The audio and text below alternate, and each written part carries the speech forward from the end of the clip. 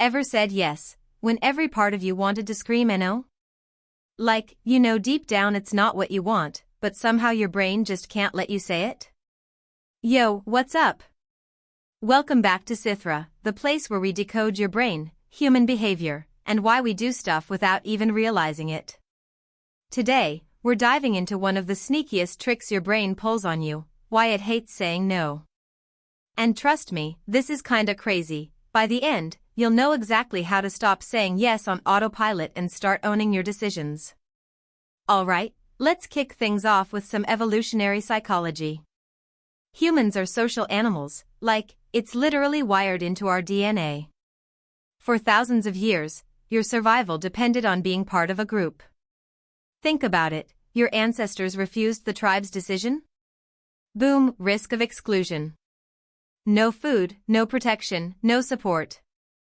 Your brain literally triggers a stress response because saying no was dangerous. Fast forward to today, the office, family dinners, friend hangouts, same wiring. That tiny no can still feel like social death. Ever hesitated to refuse a coworker's request for help, even when you were swamped?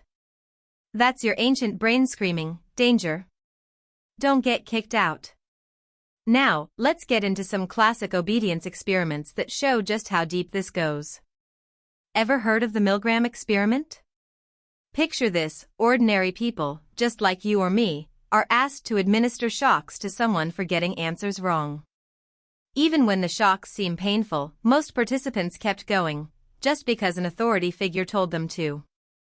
Scary, right? It sounds unbelievable, but that's your brain following social rules. Saying yes feels safe, even when it goes against your gut. And it's not just in labs. Think about your boss, your teacher, or even someone online with authority, the same thing happens. But it's not just authority. Peer pressure is everywhere. And here's where mirror neurons come in. Your brain literally copies what others do.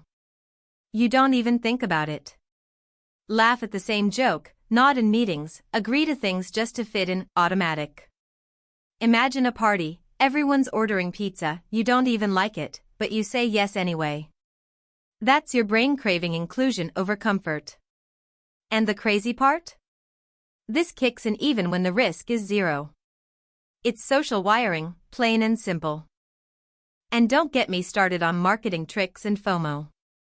Ever bought something online because it said last chance, or only two left? That's called loss aversion, your brain hates losing. Saying yes feels safer than losing an opportunity. Marketers know this, social media knows this, even games use it. Your brain is basically trained to say yes automatically. Crazy, right? Now, let's get nerdy for a second, the neurology behind saying no. Your prefrontal cortex is the decision-making HQ. But your brain rewards yes with dopamine, a little feel-good hit. Say no, and suddenly you feel uncomfortable. It's subtle, but real. The solution? Micro-no exercises. Pause before responding. Visualize your boundaries. Practice saying no in small ways, like to junk food, unnecessary errands, or small favors. Tiny sessions, but over time, they literally retrain your brain. Let's talk real-life hacks. Work favors, family requests, social media invites, all situations where your brain wants to default to yes. Here's the trick, pause, breathe, use assertive body language, say no, thanks, or offer a counter. Your brain will resist at first, but the freedom you feel after taking control? Worth it, trust me. You can even try mini exercises, practice with friends, roleplay, or even in the mirror. Think about this for a second, your brain isn't weak. It's wired to survive socially. That's why saying no feels hard. But now, armed with these tricks and exercises, you can flip the script. You can choose yes and no consciously. You can stop autopilot compliance and start making decisions that actually serve you. And here's a fun one.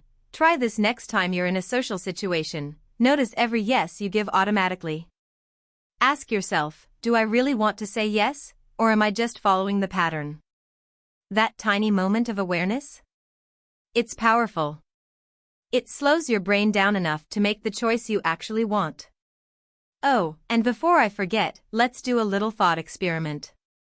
Imagine a scenario. Your friend asks for a huge favor last minute, and you're exhausted. Your first instinct? Say yes. But now pause. Visualize saying no politely, but confidently. Notice your body, your tone. That pause alone is retraining your brain, and trust me, it works better than you think. So here's the deal, your brain isn't lazy or weak. It's smart, just socially smart.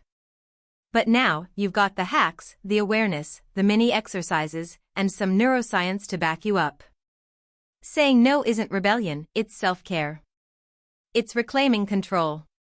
And if you start practicing even a few times a week, the difference is massive. Alright, before we wrap up, I want you to do something. Think of one yes you gave this week that you really didn't want to. Replay it in your head. How could you have said no differently? How could you have used a micro-no exercise? Visualize it. Feel it. That's how change starts small, but deliberate. So, to recap, your brain hates saying no because it's wired for social survival. Evolution, obedience, peer pressure, mirror neurons, and even dopamine all push you toward yes. But now, you know the tricks. Micro-no exercises, pauses, visualization, body language, all tools to reclaim your power. And legit, once you start, it's kinda life-changing. If you liked this, smash that subscribe button, share it with a friend who says yes too often, and check out the full Psythra playlist for more mind hacks. Your brain might fight you at first, but with these tools, you've got this.